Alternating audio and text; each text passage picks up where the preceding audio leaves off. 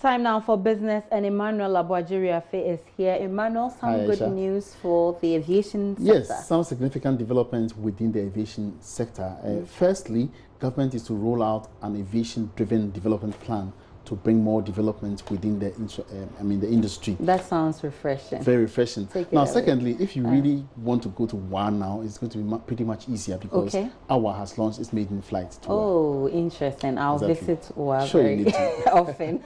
Good evening, and thank you very much for joining me on Business Tonight. President Akufo-Addo says the Ministry of Aviation is set to roll out the aviation-driven development plan to drive more development in Ghana's aviation sector.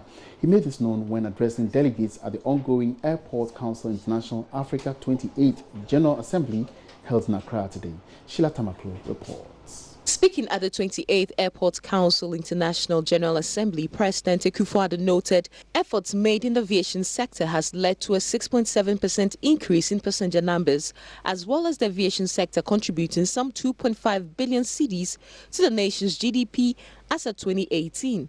However, in order to maintain the momentum, an aviation-driven development plan is underway to support further development within the industry. The Ministry of Aviation has also initiated plans for a dedicated program dubbed Aviation-Driven Development that sets to use aviation as a driver of socio-economic transformation. It will see the construction of a maintenance, overhaul and repairs facility at the Tamale International Airport, construction of cargo facility, development of aviation training organization for pilot training, and construction of state-of-the-art control tower at the Kotoka International Airport, amongst others. Our airports will continue to undergo systematic facelifts through infrastructure rehabilitations. The Airports Council International General Assembly is one of the biggest gathering of airports leaders and stakeholders to deliberate on improving airport operations. Director General for ACI World, Angela Gittins, stressed on the use of new technologies to enhance efficiency at airports. According to her, there's a need for governments to also develop policies to support a new direction in technology for aviation. As we know, technological innovation evolves quickly. To keep up to speed and to capitalize on all the benefits of frontier technology, the industry needs a clear framework with government in which to operate and regulatory permission to change the way we do things.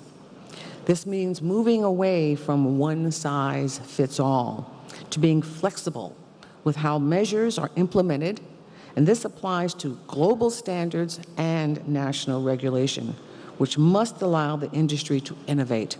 Minister for Aviation Kofi Adda stated that Ghana is ready to support policies to encourage the deployment of smart technologies at the airports. But for us operators on the ground to ensure that whatever is required from a high-tech point of view, from a state-of-the-art technology point of view, we are ready for that. Everything from ICT, in the area of screening, communication, all that has to be done to make sure that we're smart, we're able to get all the information that's needed to act on it relatively quickly, be efficient from a customer service point of view. That's what we're talking about here. Hopefully by the time we finish this session, we have what is required from a very clear policy point of view, and that will be the duty of government to support them to get this done. The week-long event also has exhibitors with latest technologies in the aviation space also participating. For Joy Business, Sheila Tamaklo reporting. Now, commercial flights have once again resumed at the WA airport after similar operations folded up about 2 decades ago as a result of low passenger patronage. Domestic air carrier Africa World Airlines embarked on its maiden flight into the WA airport today after the airport was given a facelift. For the first time, an indigene of the region flew the Embraer 145 with 49 passengers on board. Rafiq Salam reports. The people of the Upper West region have craved, yearned, and above all, prayed for 77 years for this day, a day that commercial flights will start operations at the WA airport. The WA airstrip was constructed in 1942 by the colonial administration. Over the years, the airstrip was mostly used by the Ghana Air Force for quick deployment of troops to other parts of the region and also by government functionaries to perform official duties. The first attempt to operate commercial flights at the airstrip was in the late 90s. Amtrak Airline started it but folded up due to low patronage. Times, however, have changed, and the airstrip has been rehabilitated and given a facelift for commercial operations to start. Yao Afol is the Deputy Minister for Aviation.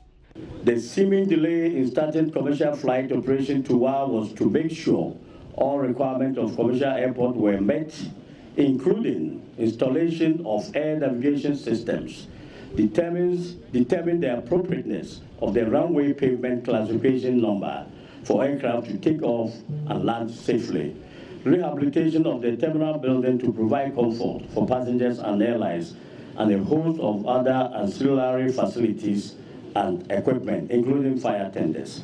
Africa World Airlines opted to take up the challenge, and they didn't disappoint.